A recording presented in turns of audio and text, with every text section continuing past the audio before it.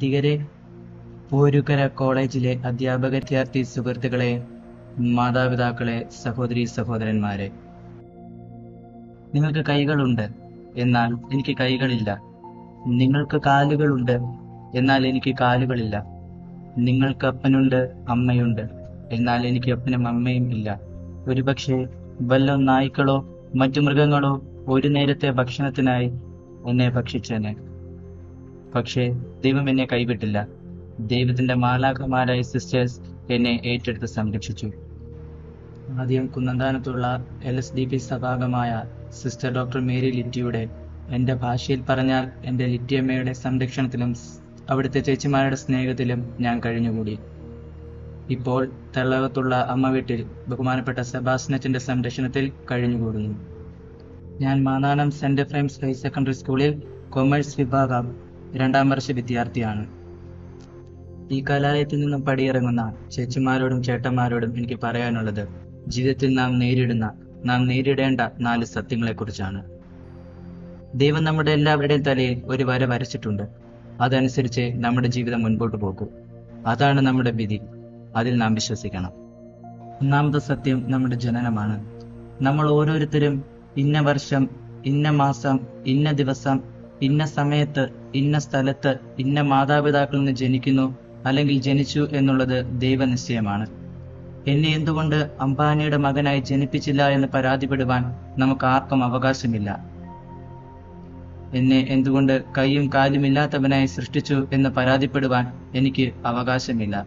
കാരണം ഇതെന്റെ തലവരെയാണ്. ഇത് നാം സ്വീകരിക്കണം. രണ്ടാമത്തെ സത്യം നമ്മുടെ ജീവിതാന്തസ്സാണ്. നമ്മുടെ ജീവിതത്തിൽ നാം എങ്ങനെ ജീവിക്കണം, നമ്മുടെ ജീവിതത്തിൽ നാം എന്ത് ചെയ്ത് ജീവിക്കണം എന്നത് ദൈവനിശ്ചയമാണ്.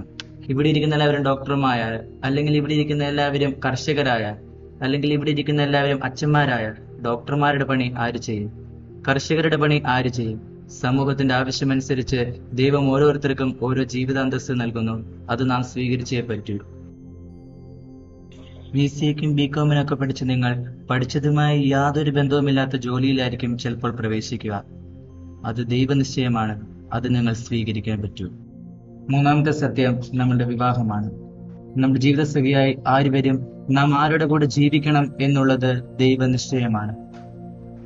നമ്മൾ എത്ര ബലം പിടിച്ചാലും അവരുമായുള്ള വിവാഹമേ നടക്കൂ. പുരുഷന് ദൈവം ജന്മം നൽകുമ്പോൾ അവന് വേണ്ടിയുള്ള സ്ത്രീയെ ദൈവം എവിടെയെങ്കിലും കരുതിയിരിക്കും. ഈ അടുത്ത കാലത്ത് തിരുവനന്തപുരത്തുള്ള ഒരു പയ്യൻ കണ്ണൂരുള്ള ഒരു സ്ത്രീയെ വിവാഹം കഴിച്ചു. അവന് തിരുവനന്തപുരത്തെ പെണ്ണ് കിട്ടാഞ്ഞിട്ടാണോ, അല്ലെങ്കിൽ അവനടുത്ത് ഏതെങ്കിലും ജില്ലയിൽ നിന്ന് പെണ്ണ് കിട്ടാഞ്ഞിട്ടാണോ? ഇഷ്ടപ്പെട്ടാലും ഇല്ലെങ്കിലും എന്റെ സഹോദരങ്ങളെ, ദൈവം നിശ്ചയിക്കുന്ന ആളുമായി മാത്രമേ നമുക്ക് ജീവിക്കുവാനാവൂ. നാലാമത്തെയും അവസാനത്തെയും സത്യം നമ്മുടെ മരണമാണ്. നാം എവിടെ എങ്ങനെ മരിക്കണമെന്നുള്ളത് ദൈവനിശ്ചയമാണ്. പ്രിയമുള്ളവരെ, ഇതാണ് നാം ജീവിതത്തിൽ മനസ്സിലാക്കേണ്ട, നാം ജീവിതത്തിൽ പഠിക്കേണ്ട 4 സത്യങ്ങൾ. ദൈവനിശ്ചയം പോലെ എല്ലാം നടക്കട്ടെ എന്ന് പറഞ്ഞ് വെറുതെ കുത്തിയിരിക്കുവാൻ നമുക്ക് അവകാശമില്ല. നമ്മുടെ കഴിവുകളും നമ്മുടെ ജീവിത സാഹചര്യങ്ങൾ വളർത്തി നമ്മുടെ ജീവിതത്തെ മുൻപോട്ട് കൊണ്ടുപോകുമ്പോൾ ദൈവം തമ്പുരാൻ തന്റെ പദ്ധതി അനുസരിച്ച് നമ്മുടെ ജീവിതത്തെ നിയന്ത്രിച്ചുകൊള്ളും. നിങ്ങളെല്ലാവരും ഒത്തിരി സ്വപ്നങ്ങൾ കാണുന്നവരാകണം. നിങ്ങളുടെ ജീവിതത്തിൽ നിങ്ങൾക്ക് ഒരാളെ സഹായിക്കാൻ പറ്റുന്നുണ്ടെങ്കിൽ ഈ പ്രപഞ്ചം മുഴുവൻ നിങ്ങളുടെ സ്വപ്നം, നിങ്ങളുടെ ലക്ഷ്യം സാക്ഷാത്കരിക്കുവാൻ നിങ്ങൾക്ക് വേണ്ടി പണിപ്പെടുമെന്ന് പൗലോ കൊയ്ലോ പറയുന്നുണ്ട്. ഈ കുട്ടനാട്ടിൽ നിന്ന് സ്വപ്നങ്ങൾ കണ്ട് പ്രസിദ്ധനായ ആളാണ് നിങ്ങളുടെ നാട്ടുകാരൻ വിശുദ്ധ ചാവറയച്ചൻ. ഈ കോളേജിന്റെ പേരുകാരനായ പോരുകര തോമാച്ചൻ ഈ ചമ്പക്കുളംകാരനാണ്.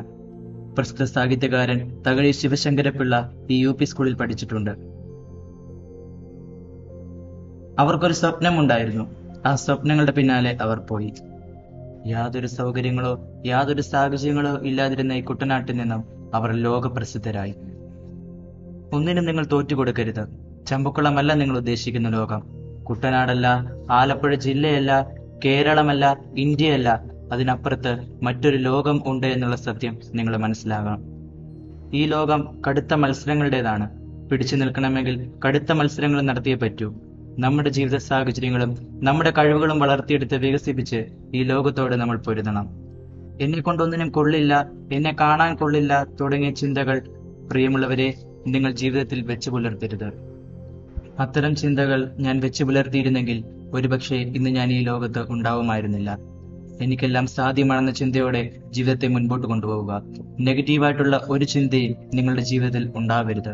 ഇതൊന്നും ശരിയല്ല, എന്നെ കൊണ്ടൊന്നും ആവില്ല, ഈ ലോകം ശരിയല്ല, എന്റെ മാതാപിതാക്കൾ ശരിയല്ല, എന്റെ സഹോദരങ്ങൾ ശരിയല്ല തുടങ്ങിയ ചിന്തകൾ പാടെ ജീവിതത്തിൽ നിന്ന് മാറ്റി ശുഭാപ്തി വിശ്വാസത്തിൽ ജീവിക്കുവാൻ പഠിക്കുക. നിങ്ങളുടെ ഒരു സഹോദരന്, സഹോദരിക്ക് അല്ലെങ്കിൽ ആർക്കുമാവട്ടെ നിങ്ങൾ ഒരു ഉപകാരം ചെയ്യാൻ, ഒരു സഹായം, ഒരു നന്മയെങ്കിലും ചെയ്യാതെ മുൻപോട്ട് പോകരുത്. നിങ്ങളുടെ ഒരു പ്രോത്സാഹനത്തിന്റെ ഒരു വാക്ക്, ഒരു പുഞ്ചിരി, ഒരു തലോടൽ, സാരമില്ല ഞാൻ നിന്റെ കൂടെയുണ്ട് എന്നൊരു വാക്ക്, ഇങ്ങനെ എന്തെങ്കിലും ഒരു സഹായം, ഒരു നന്മയെങ്കിലും ചെയ്താൽ നിങ്ങളുടെ ജീവിതം ധന്യമാകും. വിശുദ്ധ ചാവറയച്ചൻ പറയുന്നത് പോലെ, നിന്റെ ഒരു ദിവസത്തിൽ ഒരു നന്മ, ഒരു സഹായമെങ്കിലും നീ ചെയ്യുന്നില്ലെങ്കിൽ നിനക്ക് അത്താഴം കഴിക്കുവാൻ അനുവാദമില്ല. മറ്റുള്ളവരുടെ സഹായങ്ങളും മറ്റുള്ളവരുടെ നന്മകളും കൊണ്ടുമാണ് ഞാൻ ജീവിക്കുന്നത്. എന്നെ എന്തിനെങ്ങനെ സൃഷ്ടിച്ചു ദൈവമേ എന്ന് പല നിമിഷങ്ങളിലും ദൈവത്തോട് ചോദിച്ചിട്ടുണ്ട്. എന്നെ സൃഷ്ടിച്ചപ്പോൾ എന്തോ മാനുഫാക്ചറിങ് ഡിഫക്റ്റ് പറ്റി. പക്ഷെ ഞാൻ അതിനെ അംഗീകരിക്കുകയാണ്. കാരണം ഇന്നെന്നെ സഹായിക്കുവാൻ, ഇന്നെന്നെ തീറ്റിപ്പോറ്റുവാൻ, ഇന്നെന്നെ വളർത്തുവാൻ ആ ദൈവം എനിക്ക് എത്രയോ പേരെ തന്നിരിക്കുന്നു. സാഹചര്യങ്ങളിൽ നിരാശപ്പെടാതെ ജീവിതം മുൻപോട്ട് കൊണ്ടുപോവുക. നമ്മളെ സൃഷ്ടിച്ച് നമുക്ക് ജീവൻ നൽകിയ നമ്മുടെ ദൈവം തമ്പുരാനോട് നമ്മൾ ജീവിക്കാൻ പഠിക്കുക. നിങ്ങളെ വളർത്തി വലുതാക്കിയ നിങ്ങളുടെ മാതാപിതാക്കളെ നിങ്ങൾ ഒരിക്കലും വിഷമിപ്പിക്കരുത്. നിങ്ങളുടെ ജീവിതം മറ്റുള്ളവരുടെ ജീവിതമായി കമ്പയർ ചെയ്യാതിരിക്കുക. നിങ്ങളുടെ ജീവിതം, നിങ്ങളുടെ കഴിവുകൾ, നിങ്ങളുടെ ജീവിത സാഹചര്യം, അവയിൽ കാലൂന്നി ജീവിതത്തെ മുൻപോട്ട് കൊണ്ടുപോകുവാനാണ് ദൈവം ആഗ്രഹിക്കുന്നത്. കൂടിയിരിക്കുന്ന എല്ലാവരുടെയും പേരിൽ എന്റെ ചേട്ടന്മാരോടും ചേച്ചിമാർക്കും നൂറുമേനി വിജയം ആശംസിക്കുന്നു, പ്രാർത്ഥിക്കുന്നു. നിങ്ങളെ കാണുവാനും നിങ്ങളോട് സംസാരിക്കുവാനും എനിക്ക് അവസരം തന്ന, എന്നെ ക്ഷണിച്ച പ്രിൻസിപ്പൽ ബഹുമാനപ്പെട്ട ജോസി അച്ഛനോടും എന്റെ ഹൃദയം നിറഞ്ഞ നന്ദി അറിയിക്കുന്നു. ദൈവം എല്ലാവരെയും സമൃദ്ധമായി അനുഗ്രഹിക്കട്ടെ. Love you to all. Thank